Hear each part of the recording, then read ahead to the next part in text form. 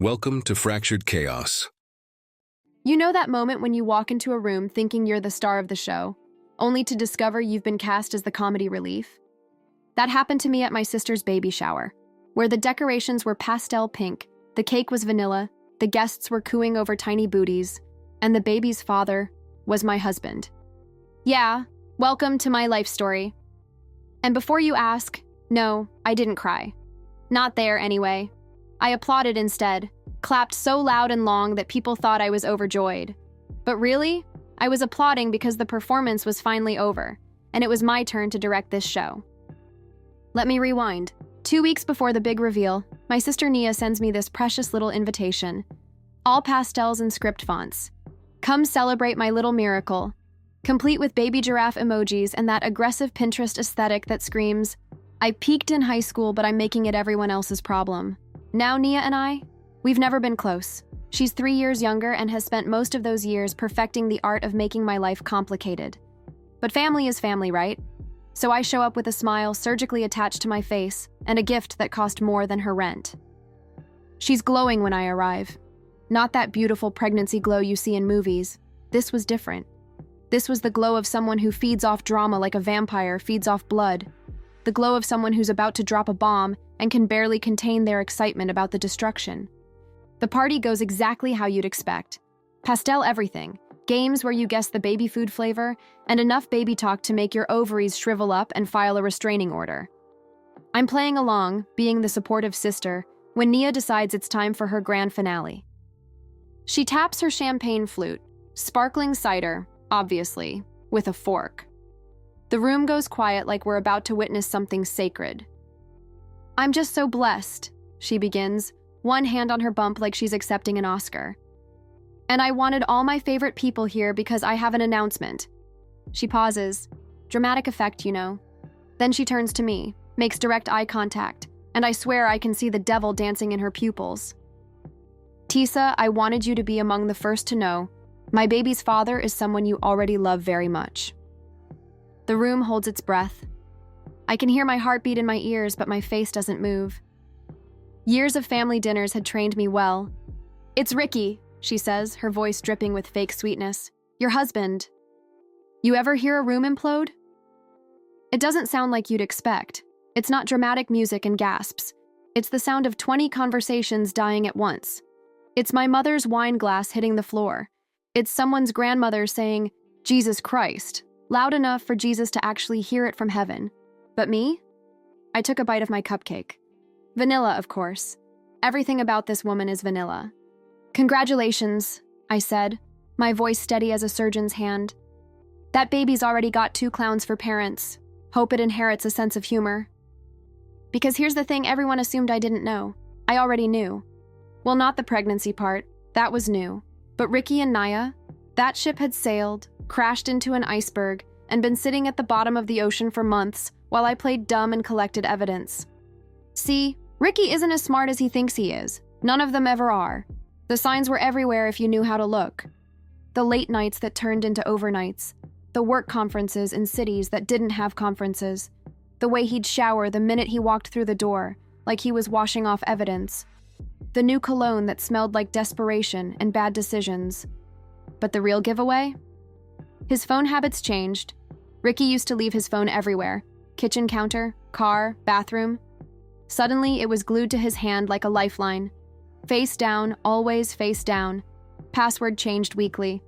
I'm not stupid. I'm married to a man who thinks password 123 is peak security, but suddenly he's using biometrics? Please. The final piece fell into place a month ago. Nia posted one of her thirst trap selfies, because even pregnant, she can't help herself, captioned, bumpin' and blessed, with enough hashtags to choke a horse. Ricky liked it before it even showed up on my feed. I asked him about it that night. How'd you see Nia's post so fast? You following her that closely now? He stumbled through some excuse about algorithms and suggested posts. But Nia has 38 followers on Instagram. Her posts don't algorithmically appear unless you're actively looking for them. Unless you're checking her page at 2 a.m. like a lovesick teenager. That's when I started planning. Revenge is like cooking. It's all about timing and temperature. Rush it and you ruin everything. Take your time, let it simmer, and you get something magnificent. First, I needed them comfortable, overconfident. So I started leaving little breadcrumbs. Nothing obvious, just enough to make them paranoid without making them careful. I changed our Wi-Fi password to Nia's baby daddy. Ricky connected to it every day for 2 weeks without noticing. I was married to a man who couldn't spot a red flag if it was on fire and doing the Macarena. I sent Nia anonymous flowers with a card. Secrets have a way of growing, just like other things. She posted them on social media, naturally, called them mysterious and beautiful. The irony was lost on her.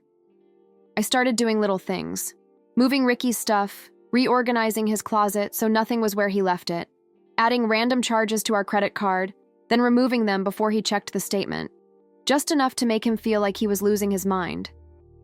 Because he was. After the baby shower explosion, I told Ricky we needed to talk. Privately. He agreed, probably thinking he could charm his way out of this like he'd charmed his way into it. I cooked his favorite meal, steak, medium rare, with those roasted potatoes he loves, set the table with our wedding china, lit candles, the whole romantic production. He thought I was trying to save our marriage. I was planning its funeral. I'm not angry, I told him as he cut into his steak. I'm disappointed. He relaxed. Stupid man thought disappointed was better than angry. He didn't realize disappointed was the place you go right before you salt the earth and watch everything burn. It just happened, he started. The classic cheater's anthem. I was vulnerable and she was there and... How many times did it just happen? I interrupted. He went quiet. Because according to your credit card statements, it happened every Tuesday for 4 months. Always at the Marriott on 5th Street. Always room service for 2. Always that same expensive champagne you never buy me. His fork stopped halfway to his mouth. Oh, and Ricky? Your work called. Apparently those business trips you've been billing to the company? They want receipts. Funny thing is, the company you claim to be meeting with, they've never heard of you. I watched him realize that his job, his career, was about to become another casualty of his poor decision-making. But don't worry, I continued, cutting my steak with surgical precision. I already handled it, told them you'd been having personal issues and would resolve everything Monday morning. Professional courtesy, you know. Wife-to-wife solidarity with your boss's assistant. He looked like he was going to be sick. There's one more thing, I said, pulling out my phone. Remember that voicemail Nia left you last week? The one where she calls you daddy and talks about how much better you are than that frigid bitch wife of yours? I hit play. Her voice filled the room, honey sweet and venomous. Every word was a nail in his coffin and we both knew it. But Nia required a more creative approach. See, while she was busy playing the devoted baby mama, she forgot to mention one tiny detail to her audience. She was engaged. To someone else. Had been for 8 months. Poor Trevor. Nice guy, actually. Works in IT, volunteers at the animal shelter, proposed with his grandmother's ring. The kind of man who deserves better than a woman who treats fidelity like a suggestion. So I sent Nia a gift. One of those enormous teddy bears you see at the mall, the kind that take up half a room. Pink, obviously. With a card that said, "For the new arrival." Inside the bear, a manila envelope. Screenshots of every text message she'd sent Ricky, every explicit photo, every "I love you" and "when are you leaving" her. Every plan they'd made and every lie they'd told. But here's the beautiful part. I sent an identical package to Trevor. Same bear, same evidence, different card.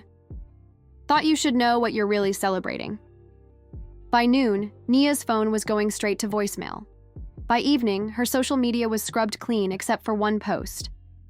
Sometimes the people closest to you are the ones who hurt you most. Trust is earned, not given. The comments were illuminating. Apparently, I wasn't the only one who'd noticed her pattern of boundary issues. But wait, it gets better. While I was planning my exit strategy, I couldn't shake the feeling that something was off about the timeline. Nia was showing, but not as much as she should be if Ricky was the father. The math didn't add up. So I did what any reasonable woman would do. I ordered a paternity test. Getting the samples was easier than you'd think. Nia's a slob, and Ricky sheds DNA like a golden retriever sheds fur. A little creative garbage collection, and I had everything I needed.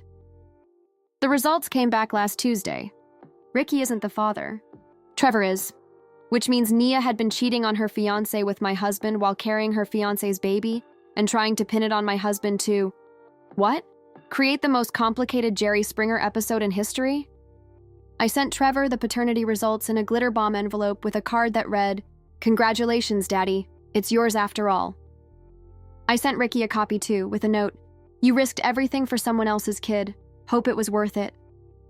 As for me, I'm writing this from a beach in Tulum. The sand is white, the water is impossibly blue, and the man bringing me drinks has never met my sister, doesn't own cargo shorts, and thinks honesty is the minimum requirement for human decency. I liquidated our joint accounts, legally I might add, took my half and his half and considered it back pay for years of emotional labor, left him exactly $2 and a screenshot of Nia's ultrasound in the transaction notes. The divorce papers are being served next week. I'm claiming irreconcilable differences, which is lawyer speak for, he's an idiot and I'm done pretending otherwise. Ricky is living with his mother now, at 35, with no job and no prospects and a reputation that precedes him like a warning siren. Nia and Trevor are in couples therapy, apparently, trying to work through trust issues. I give them 6 months before he realizes that you can't fix someone who doesn't think they're broken. People always ask me if I regret it, if I think I went too far, if I feel bad about destroying so many lives at once. Here's what I tell them. I didn't destroy anything. I just turned on the lights in a room that was already on fire. They made their choices. Every lie, every betrayal, every moment they chose their selfishness over everyone else's feelings. Those were their decisions. I just made sure those decisions had consequences. Because here's the thing about being the main character of your own story. Sometimes that means being the villain in someone else's. And sometimes, that's exactly what the story needs. I'm not saying revenge is always the answer. I'm saying sometimes people need to learn that actions have reactions, and those reactions don't always come with a warning label. Besides, I look fantastic in this bikini, and my new friend makes excellent margaritas. Karma doesn't always come full circle. Sometimes you have to give it a little push. And sometimes that push looks exactly like justice.